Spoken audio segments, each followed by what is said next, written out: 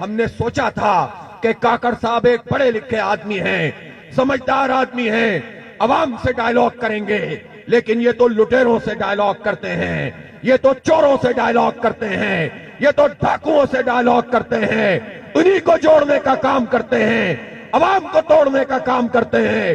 اس لیے یہ کٹ پتلی حکومت الیکشن کرائے اور گھر جائے، اس کا کوئی اور کام نہیں ہے۔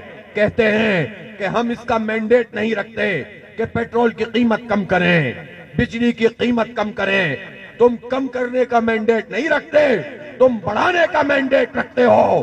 اسے کہتے ہیں غلامی، اسے کہتے ہیں چاکری، اسے کہتے ہیں IMF کی نوکری، انگریزوں کی نوکری، امریکہ کی نوکری۔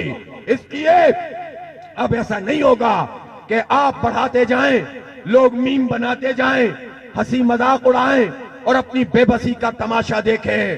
اب یہ نہیں ہوگا کہ لوگ خودکشیاں کریں، اب یہ نہیں ہوگا کہ لوگ بس کہیں کہ یہ ہماری قسمت ہے کہ بھاری بھاری بل بھی ادا کرو اور بڑے بڑے قیمت کے پیٹرول بھی ڈلواؤ۔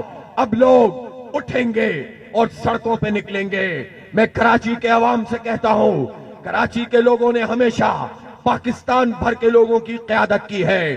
کراچی وہ علاقہ ہے، وہ شہر ہے جو اپنی ذمہ داری پوری کرتا ہے، جو اپنی معاشی ذمہ داری بھی پوری کرتا ہے، 67% ریونیو دیتا ہے، جو ٹیکس بھی سب سے زیادہ دیتا ہے۔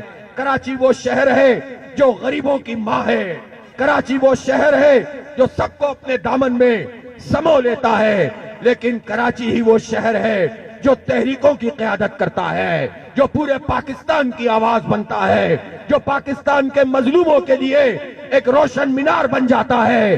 اس لیے میں اہل کراچی سے کہہ رہا ہوں، کراچی کے نوجوانوں سے کہہ رہا ہوں کہ آپ تماشا نہ دیکھیں، آپ اپنی بے بسی پر رونا نہ روئیں، بلکہ میدان میں نکلیں، سڑکوں پہ نکلیں، احتجاج کریں، اپنے حصے کا کام کریں۔